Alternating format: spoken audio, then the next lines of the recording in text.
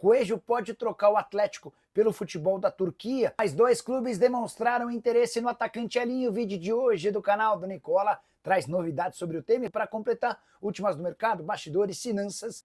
Fala aí pessoal, sou Jorge Nicola, bem-vindos a mais um vídeo do canal. Sempre bom ter vocês por aqui. Sem perder tempo, pedir para deixar like, se inscrever no canal e ativar as notificações. Bora começar nosso vídeo com aquele tradicional giro de notícias para falar sobre Elinho, que virou o queridinho do mercado brasileiro. Você lembra dele, né? Jogador formado na base do São Paulo, vendido ao Red Bull Bragantino e na temporada passada transferido para o Toluca do México em operação de 13 milhões e meio de euros. Primeiro a demonstrar interesse na contratação do Elinho foi o Fluminense, que fez um contato, chegou a abrir negociações com o clube mexicano, mas desistiu do acordo e acabou fechando a compra de Soteldo junto ao Santos. No início dessa semana foi a vez de o Corinthians abrir tratativas com Juliano Bertolucci, representante do Elinho. Cheguei a contar para vocês que o Toluca não demonstrou interesse em fazer negócio nas condições oferecidas pelo Timão, empréstimo de uma temporada com opção de compra. Toluca já deixou bem claro que não empresta o jogador. O problema é que o São Paulo e o Vasco também recentemente fizeram contato com o Toluca com essa mesma intenção de um empréstimo. Por empréstimo, não há chance de acordo. O Toluca só toparia negociar o atacante brasileiro, que ainda não conseguiu explodir no futebol mexicano, um negócio em definitivo, de preferência em que o Toluca recuperasse o investimento feito na temporada passada. Aí fica difícil imaginar que o Corinthians, que o São Paulo e que o Vasco tenham capacidade para fazer uma compra na casa dos 13 milhões e meio de euros. Elinho, que enquanto vestia a camisa do Red Bull Bragantino, era muito bom jogador, o principal atleta do clube ao lado do Léo Ortiz. O Ortiz foi vendido para o Flamengo, o Elinho foi negociado com o Toluca e a partir dessas saídas o Red Bull teve um desempenho terrível no Campeonato Brasileiro do ano passado, correndo enorme risco de rebaixamento. Preciso falar agora sobre a chance de Coelho, um dos principais jogadores do Atlético Mineiro na temporada, a deixar o clube. Fenerbahçe fez proposta oficial de 8 milhões de dólares ou 44 milhões de reais. O Galo ficou de responder nos próximos dias. A avaliação é de que a oferta é boa, mas não se descarta a possibilidade de o Atlético tentar uma compensação um pouco maior. Coelho, que havia sido contratado do Atlético Paranaense no início dessa temporada por 36 milhões, seria a chance de ter um lucro de 12 milhões no negócio. Vale a lembrança de que desde que foi contratado, o Coelho soma 26 jogos com 4 gols e 5 assistências, contrato assinado até dezembro de 2028. Quero contar para vocês que o Galo vive uma situação financeira bastante complicada, o que pode acabar facilitando a transferência de um jogador que é importante. O Inter era candidato, o Edu Panzi, a brigar nas cabeças. E atenção, nesse momento, o Inter está no Z4, Edu Panzi. Pois é, como que é o futebol, né, Thiago? Lá no início do campeonato, qual a equipe de Porto Alegre que estava no limbo? O Grêmio, ali, né? Era crítica atrás de crítica, troca de treinador, zona de rebaixamento, um futebol paupérrimo. De repente o Mano Menezes chega por lá, assume, recupera, dá uma recuperada pelo menos no Grêmio, e de repente o Inter embica para baixo, né? Impressionante. O Inter que no início da temporada estava muito bem, jogando um grande futebol. Aí na Libertadores tem muita dificuldade, mas avança, e o Campeonato Brasileiro tá só caindo, uma queda brusca. Em compensação, cara, o Atlético vai para essa pausa, apesar de desfalques, de muito jogador lesionado durante boa parte. Por exemplo, o Cuca não pode contar com seu lateral esquerdo titular na Sul-Americana e no Campeonato Brasileiro, o Guilherme Arana. Hoje não tinha o seu melhor zagueiro, o Lianco, passou muito tempo com o Alan Franco lesionado, Gabriel Menino passando por problemas físicos, o Patrick só começou a ser utilizado há algumas semanas, hoje foi desfalque da equipe, teve lesão do Hulk também, e impressionante, cara, o Atlético chega a 2 pontos do G4, tá a 2 pontos do G4 nesse momento, a 4 pontos do líder do campeonato, numa campanha muito ruim na primeira fase da Sul-Americana, mas segue na competição, tá na Sul-Americana, vai jogar o play-off contra o Bucaramanga e segue na Copa do Brasil. Tem um adversário indigesto, mas é um grande clássico, o Flamengo. Em 31 jogos até aqui do time profissional, tirando o Sub-20, que fez 3 jogos no Campeonato Mineiro, o Atlético tem quase 66% de aproveitamento. São 17 vitórias, 10 empates, apenas 4 derrotas na temporada até aqui. Lembrando que uma delas pro América em que o Atlético já era campeão, 4-0. Então, cara, aos trancos e barrancos, com muitos problemas, o Atlético está na briga em todas as competições. No Brasileiro, que parecia algo muito distante, o Atlético volta a brigar por G4. Repito, está a 2 pontos do Palmeiras. O Palmeiras tem um jogo a menos. Tudo bem, cara. O Palmeiras vai jogar o Mundial agora, sabe-se lá como que Palmeiras e Flamengo vão voltar e como vão se dedicar ao Campeonato Brasileiro no segundo semestre, já que tem a Libertadores pela frente. Palmeiras, o melhor time da Libertadores. Vamos ver como é que vai ser essa janela do Atlético, que já não tem dinheiro, já avisou, foi transparente com o torcedor, mas pode ser criativo e incompetente, criativo e competente na hora de contratar, de dar ao Cuca o primeiro volante que ele tanto quer, talvez mais um zagueiro. Alguns jogadores recuperando de lesão, chegou o Dudu, tem o Coelho. Então o Atlético vai caminhando, cara. Vivo nas 3 competições. No Brasileiro, algo que parecia muito distante, o Atlético volta para a briga, vence o Internacional sendo o melhor no jogo, fazendo um 2-0 merecido, um jogo duríssimo essa noite aqui na Arena MRV. Então o Galo tá aí, vivo nas competições, com algo que a gente vislumbra ali na frente de melhora, de jogadores se recuperando, vai dar uma descansada e vai ter que se preparar para essa volta do futebol, Thiago. O segundo semestre vai ser duríssimo, pesadíssimo, sequência absurda de jogos do Atlético, que em determinado momento vai ter que focar pelo menos em 2 competições, mas nesse momento de pausa do futebol, o Atlético está vivo e bem nas 3 competições em que segue na temporada, Thiago. Importantíssimo, ouvimos ainda há pouco a narração do Caixa, né? O gol do Júnior Santos para ganhar moral, né? Bastante questionado ainda pela torcida, mas é um gol que pode mudar aí a temporada dele agora com tempo para descansar, para se preparar melhor, Edu. É um resultado espetacular para o Atlético para recuperar jogador, para tentar fazer um mercado criativo, já que não tem dinheiro para investir, e voltar com tudo no segundo semestre. Agora, o Atlético se auto-sabota também, né?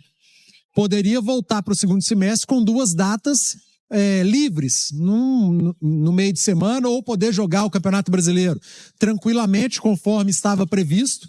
Agora, já que o Atlético fez uma péssima fase inicial de Sul-Americana, terminando em segundo num grupo cheio de time questionável, para não dizer outra coisa, o Atlético se auto-sabota. Ou seja, ele vai ter que jogar para frente 2 jogos do Campeonato Brasileiro para jogar o tal do playoff da Sul-Americana. E eu acho que o Galo tem que jogar a vera, a Sul-Americana. É uma competição que o Atlético está entre as melhores equipes na disputa. E tem condições, sim, de chegar às fases finais e, quem sabe, sonhar com algo melhor. Pela Sul-Americana, tem vaga na Libertadores, tem uma grande conquista. Então tem que focar, sim, na Copa Sul-Americana também. Mas vai ter que saber dosar. E vai ter que saber usar o elenco. Que outrora, Thiago, não tinha o Coelho, não tinha ninguém para entrar. Hoje tem Dudu. Antes, não tinha lateral esquerdo. Tentou com o Caio, com o Alonso, com o Rubens, volta o Arana. No meio de campo, foram vários os desfalques durante todo esse primeiro semestre. Quando voltar o futebol aqui no Brasil, vai ter disponível Franco, Gabriel Menino, Patrick, que começou a jogar recentemente, eu não sei por que demorou tanto. O Rubens volta a jogar no meio, porque o Arana está de volta. Acredito que o Atlético vai ao mercado para contratar um primeiro volante, e tem que ser criativo, porque não tem dinheiro. O Júnior Santos tem entrado e tem feito seus gols. O Igor Gomes é uma grata surpresa, entre aspas, na temporada. Sempre que entra, está entrando bem. Hoje, mais uma assistência para a conta. Ele está entre os principais meias do futebol brasileiro no Brasileirão, com passe progressivo, ou seja, aquele passe que faz o time ir para frente. Está na frente de um monte de jogador que tem nome, que está titular nas suas equipes, ou que estão titulares nas suas equipes. Então, o banco do Atlético passa a ter opções para o Cuca. Dentro de campo, a turma passa a dar resposta. E o Atlético segue vivo nas competições. Na Copa do Brasil, vai pegar o pior adversário possível, porque é o melhor time do futebol brasileiro em termos de elenco, de investimento e tudo mais. Aí o Atlético vai ter que se desdobrar. Só que o mata-mata, ele diminui distâncias técnicas. Então, é a chance do Atlético tentar vencer o Flamengo, passar do Flamengo na Copa do Brasil, repetindo, o Flamengo já falou, inclusive o seu presidente, que vai focar no Brasileirão e na Libertadores. Quem sabe o Atlético não pegue o Flamengo com um foco diferente na Copa do Brasil e vá avançando. Então as coisas aos poucos vão se encaixando. O Atlético tem muito que melhorar em termos de desempenho, muito mesmo. Mas mesmo aos trancos e barrancos, e não jogando tudo que pode jogar, está a 2 pontos do G4 no Campeonato Brasileiro, está vivo na Copa do Brasil e está aí na Copa Sul-Americana com a classificação culposa que ele teve, indo para os playoffs da competição. Então eu espero uma melhora de desempenho, com a volta de alguns jogadores importantes, uma janela criativa, que o Atlético não perca jogadores importantes, saiba segurá-los, vai precisar de todos eles, e quem sabe, um ano de muitas críticas, de muita cobrança, no segundo semestre a chave não vire e o Atlético passe a jogar melhor e jogando melhor, estando bem nas competições. Quem sabe, Thiago, o torcedor do Atlético não troque cobranças por comemorações, volte a encher o estádio, tem estado longe do estádio. Hoje, de novo, apenas 24 mil torcedores, enfim. Agora é aguardar. Tomara que o Atlético saiba aproveitar esse período de pausa e entenda que os resultados, eles deixaram o Atlético numa condição melhor do que o desempenho. E saiba tirar proveito disso. Mas a turma tá elogiando o Igor Rabelo pela atuação de hoje. Merece elogios, Edu? Merece, no segundo tempo principalmente, né, que o Inter foi pra cima, colocou 2 centroavantes, o Inter tava perdendo o jogo, né, e tinha que ir pra cima. É engraçado, Thiago, vendo alguns comentários de torcedores, mas o Inter teve 2 chances. Gente, me ajuda, pelo amor de Deus, era um Atlético Internacional. Como que o Inter não vai ter uma chance num jogo? Como se o Atlético fosse a Porto Alegre e não pudesse ter uma chance na partida. O Atlético encaixou pelo menos 4 ou 5 contra-ataques no segundo tempo e não fez mais gol por incompetência dos atletas. Quantas vezes eu falei durante a transmissão, o Mário também, das decisões mal tomadas pelos atletas, né? O time se organizou para contra-atacar, já que o adversário perdia por 1-0 e empilhou atacante, meio atacante, foi para cima, porque o Internacional é um time grande. Tava perdendo o jogo. E aí, a zaga do Atlético teve que trabalhar, o Everson teve que trabalhar, e a zaga do Inter teve que trabalhar lá atrás com os contra-ataques. Everson fez 2 grandes defesas e o Igor Rabelo foi bem sim, na segunda etapa. Igor Rabelo é bom zagueiro, tem tido poucas oportunidades, porque o titular da posição dele é ninguém mais, ninguém menos que o melhor zagueiro do Atlético, o Lianco. O Igor voltou na Copa do Brasil, naquele jogo lá em Maringá, e foi muito mal. No gol do Maringá, ele falhou. Achou que estava jogando futsal e era futebol de campo, né? O time todo lá na frente, ele marcando o atacante lá na pequena área. Era só dar um passo para frente e deixar impedimento. Mas, enfim, tô falando do jogo de hoje.